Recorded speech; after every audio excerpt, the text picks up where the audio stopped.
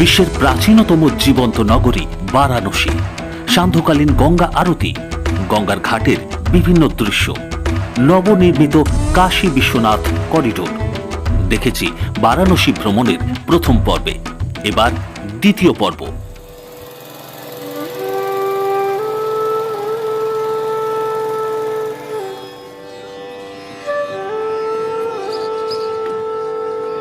বেনারসের অলিতে গলিতে ছড়িয়ে ছিটিয়ে রয়েছে ইতিহাস, প্রাচীনতা।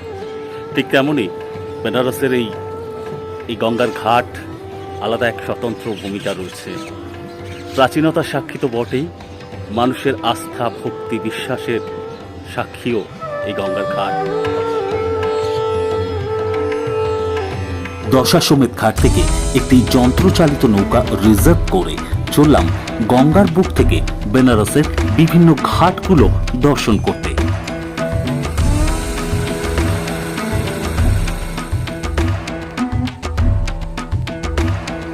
বাংলা ও বাঙালির সাথে বারাণসীর সম্পর্ক নিবিড়। সত্যজিৎ রায় ফেলুদার শুটিং, নাটোরের রানী অথবা যোগীরাজ শ্যামাচরণ লাহিড়ী, এমনই বাংলার জ্ঞানী গুণী মানুষের কর্মকাণ্ডের স্মৃতি বহন করে আসছে বারাণসী তথা গঙ্গার এই ঘাটগুলি।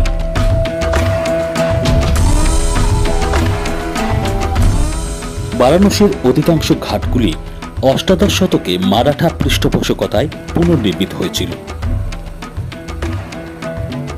দশাশ্বমেধ ঘাট থেকে দক্ষিণ দিকে আস্সি ঘাটের দিকে এগুলে পরপর এই ঘাটগুলো দেখা যায়।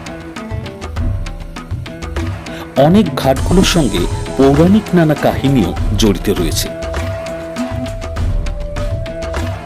এত ঘাটগুলোর মধ্যে হরিশ্চন্দ্র ঘাট ও মণিকর্ণিকা ঘাটে শবদাহ হয়। এটা হরিশ্চন্দ্র ঘাট।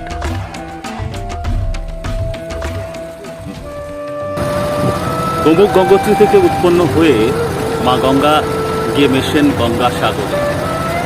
তার মাঝে যে যে জায়গাগুলো দিয়ে প্রবাহিত হয়, আর তার মধ্যে বেনারসের মতো এই প্রাচীন নগরী আলাদা সবিশেষ গুরুত্ব রাখতে পারে।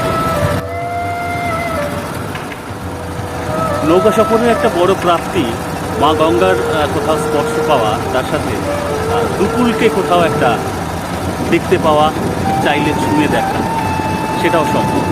আর এপার থেকে ওপারকে দেখা, অর্থাৎ নদীর বুকে থেকে প্রাচীন নগরী বেনারসকে, তার ঘাটগুলোকে দর্শন করা, আবার নদীর এপারের রূপটাকেও দর্শন করা। গঙ্গার পশ্চিম তীরবর্তী ঘাটগুলির অপর প্রান্তে পূর্ব কিনারে অনেকেই চলে আসেন, কেউ স্নান করতে, আবার কেউ শুধুমাত্র দেখার জন্য। দেহ ও মনকে শুদ্ধ ও শীতল করতে গঙ্গা জলের প্রয়োগ যুগ যুগ ধরে হয়ে আসছে। নৌকা চালকের সাথে চুক্তি অনুযায়ী হরিশ্চন্দ্র ঘাট থেকে মণিকর্ণিকা ঘাট পর্যন্ত আমাদের দেখানোর কথা।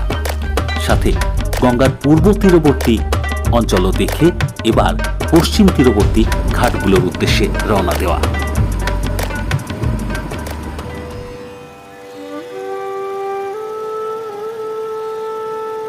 বারাণসীর প্রাচীনতম ঘাটগুলির অন্যতম মণিকর্ণিকা ঘাট, মহা শ্মশান ভূমি।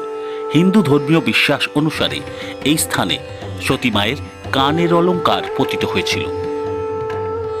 মণিকর্ণিকা ঘাটের ঠিক পাশে নবনির্মিত কাশী বিশ্বনাথ করিডোর, পাশেই ললিতা ঘাট, সাথে নেপালি মন্দির।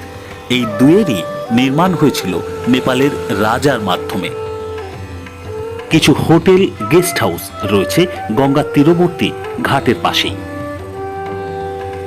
গঙ্গার ঘাটগুলো দেখতে দেখতেই বিকেলের সময়টা সুন্দরভাবে কাটল। এবার তরি তীরে এসে ফিরল। দশাশ্বমেধ ঘাটে তখন চলছে সন্ধ্যা আরতির প্রস্তুতি। পড়ন্ত বিকালের এই সময়টা এবার সন্ধ্যার জন্য অপেক্ষা করা। দশাশ্বমেধ ঘাটের উত্তর দিকে সম্প্রসারণে গঙ্গা আরতি দর্শনের জন্য সময় থাকতেই এখন আসন দখল করার সময়। তবে আমি শুধু একা নয়, আমার সঙ্গে হাজির গঙ্গা আরতি দর্শনের অসংখ্য দর্শনার্থী। वक्रतुण्ड महाकाय सूर्यकोटि समप्रभा निर्विघ्नं कुरु मे देव आइए दोपहर वाला।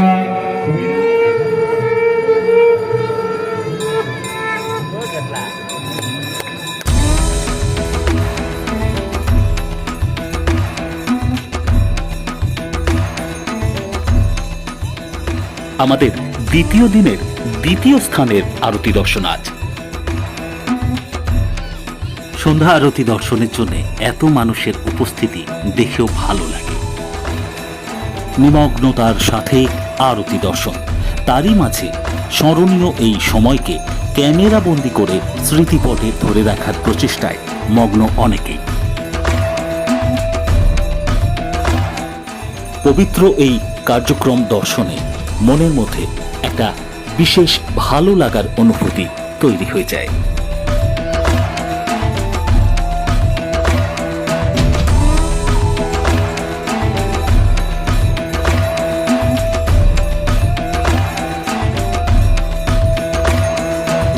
সময়ভাবে আজকের গঙ্গা আরতি দর্শন কিছুটা অসম্পূর্ণ রেখে চললাম বাকি অসম্পূর্ণ কাজ সম্পূর্ণ করতে।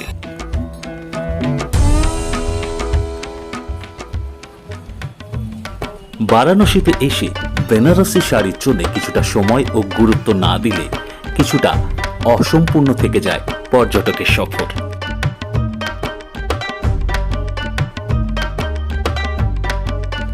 না, রাস্তার ধারের ঝাঁ চকচকে কোনো দোকানে নয়, আমরা গেলাম গলির মধ্যেই কিছু শাড়ির দোকানে।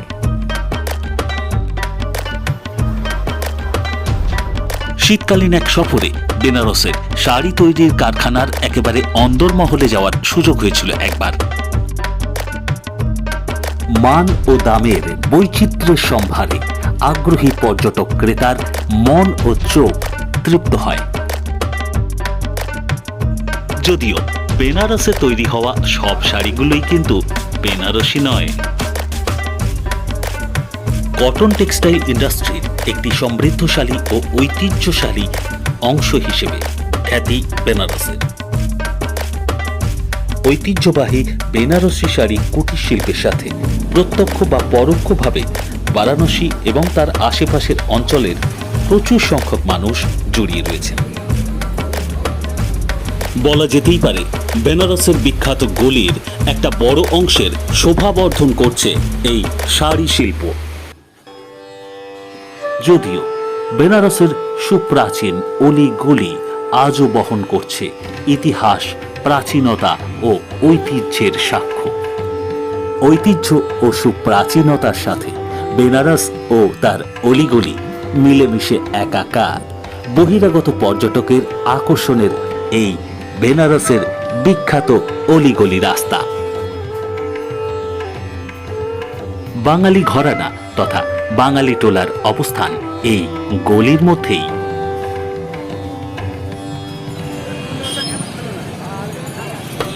কাশী বা বেনারসের খাবারের আকর্ষণও পর্যটকের কাছে নেহাত কম নয়। বেনারসে আসলে এই জায়গাটা বোধহয় মিস করলে চলবে না, কাশী চাট ভান্ডার। মানে আজকে জনে জনে এই নামটা জানেন। বেনারসে যারা আসেন তারা একবার অন্তত ঘুরে যান, এখানকার খাবারের স্বাদ নিয়ে যান।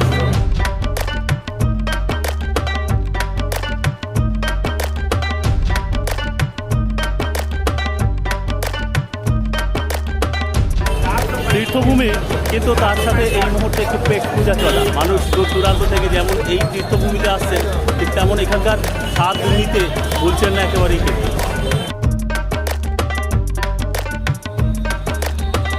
আর আছে বেনারসের বিখ্যাত লস্যি ও ঠান্ডাইয়ের লোভনীয় সম্ভার। বেনারসের আর একটা আকর্ষণ এই ঠান্ডাই এবং তার সাথে লস্যি। এটা একটা খুব আকর্ষণীয় জায়গা। গরমের সময় তো আরো বটে, সারা বছরই চাহিদা লেগে থাকে। এসবেরই সাথে শীতকালে অতিরিক্ত আকর্ষণ হিসাবে পাওয়া যায় মালাইও।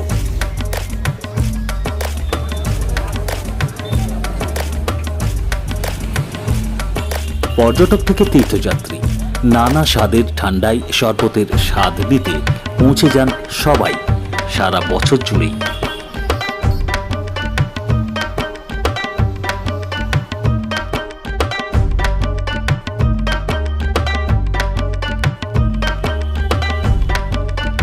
এবারে সফরে বেনারসের বিখ্যাত পানের স্বাদ না নিলেও স্বাদ নিয়েছিলাম এখানকার বিখ্যাত রাবড়ি আর মালাইয়ের।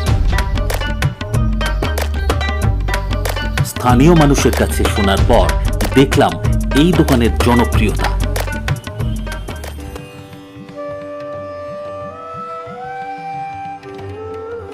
বিভিন্ন রকমের শিবলিঙ্গ, ইচ্ছা থাকলে খুঁজে নেওয়া যায়।